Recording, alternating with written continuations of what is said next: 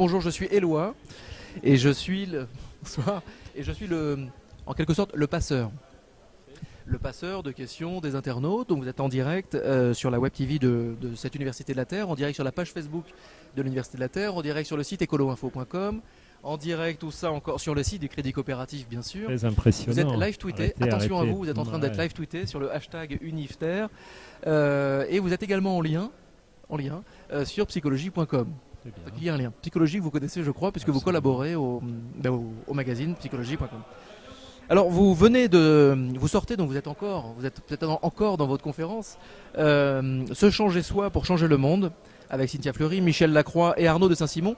Nous venons de discuter avec Arnaud de Saint-Simon. Comment ça s'est passé déjà, cette conférence ?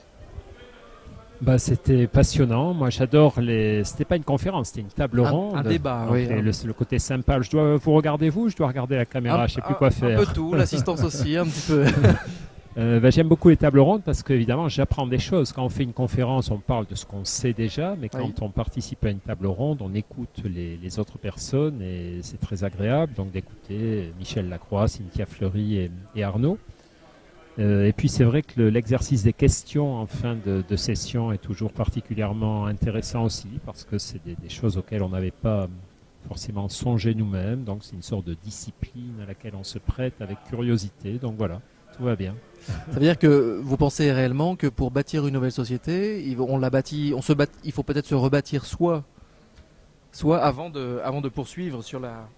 Non, je crois que c'est plus compliqué que ça. Ça, c'est un point qu'on n'a pas eu l'occasion d'aborder parce qu'on n'a pas pu tout aborder. Je pense que cette question du changement personnel, on ne peut pas la surévaluer. C'est-à-dire, je ne crois pas qu'il suffise de changer soi-même et que tous les humains changent eux-mêmes pour que la société change comme ça par magie. Je crois que le changement personnel, il est nécessaire d'abord parce que nous sommes tous imparfaits, donc on a tous du boulot à faire sur nous, premièrement.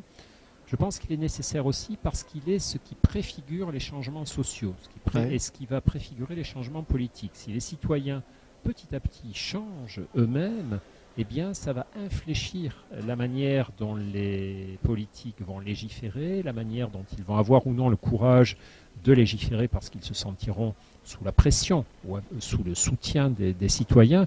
Mais pourtant, j'ai beau accorder beaucoup d'importance au changement personnel, je ne dirais pas qu'il suffit pour changer le monde, parce qu'il y a d'autres forces qui sont en jeu, d'autres influences.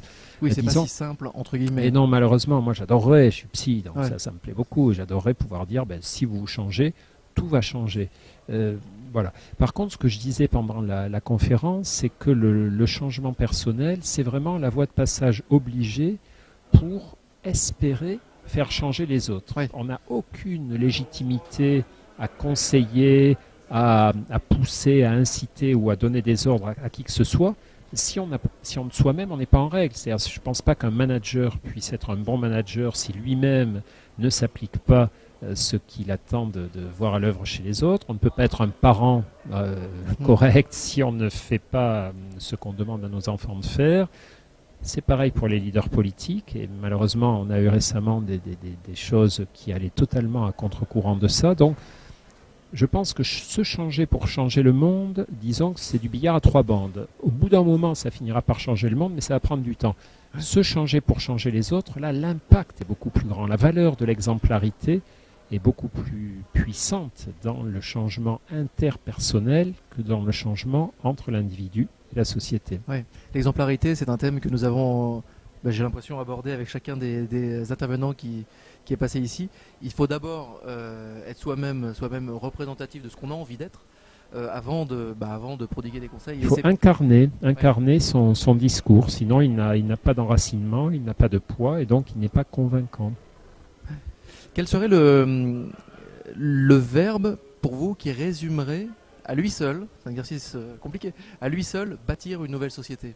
Je regarde derrière mais finalement personne ne le voit parce que je suis devant. Mais bon, bâtir une nouvelle société en un verbe. Alors malheureusement c'est un verbe pas trop sexy qui me vient à l'esprit, c'est le verbe travailler. Parce que, je suis navré, mais j'aurais pu dire espérer, rêver, aimer. Mais je crois que c'est beaucoup de travail avec le côté à la fois sur le long terme. Une nouvelle société, c'est vrai que ce n'est pas juste une impulsion ou une vision, c'est une construction. Donc il y a du travail.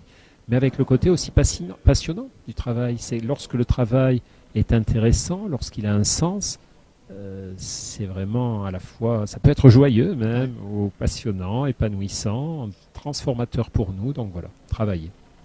Vous êtes plutôt quelqu'un de positif, quelqu'un d'enthousiaste? Je m'efforce de l'être. Non, moi je pense pas que mon tempérament soit facilement vers ça. Je suis un peu comme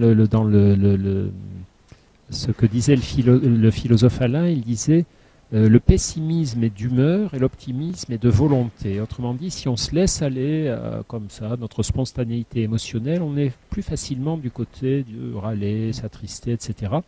Et c'est un travail. C'est un boulot, là aussi, travailler, de voir les choses plus positivement. D'abord parce que c'est vrai qu'il y a beaucoup d'éléments positifs qui nous entourent, même si notre attention va plutôt sur ce qui ne va pas, comme une sorte de signal d'alerte pour d'abord s'occuper de ce qui ne va pas. Et puis ensuite parce que c'est plus efficace pour transformer le monde, hein, puisque l'idée c'est quand même de bâtir une nouvelle société. On ne peut pas, c'est Spinoza qui parlait des passions tristes, le philosophe Spinoza.